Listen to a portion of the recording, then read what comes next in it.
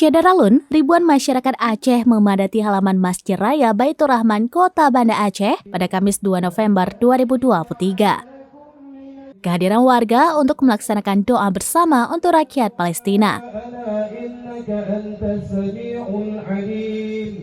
Masyarakat yang berasal dari berbagai wilayah yang ada di Aceh mulai mendatangi Masjid Raya sekitar pukul 9 waktu Indonesia bagian Barat. Doa bersama ini diikuti semua kalangan namun didominasi oleh perempuan. Saat zikir dan doa bersama, mereka tampak khusyuk hingga seluruh rangkaian acara selesai. Selain doa bersama, dalam kegiatan ini juga dilakukan aksi penggalangan dana untuk warga Palestina. Panitia penyelenggara Sultan Fatih mengatakan doa bersama ini diselenggarakan oleh Yayasan Islamic Vacation School Al-Fatah Banda Aceh. Mereka mendoakan warga di Gaza, Palestina yang sedang diagresi Zionis Israel. Menurutnya, hanya hal itulah yang dapat dilakukan saat ini.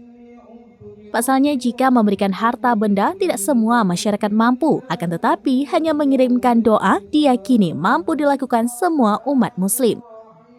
Kegiatan tersebut dihadiri 1.221 masyarakat yang hadir dari seluruh daerah seperti Banda Aceh, Biren, Aceh Besar, dan beberapa perwakilan daerah lainnya. Dari Banda Aceh, Henry, Serambines.com.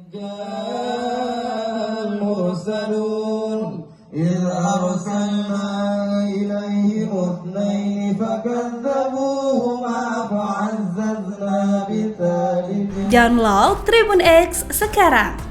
Menghadirkan lokal menjadi Indonesia.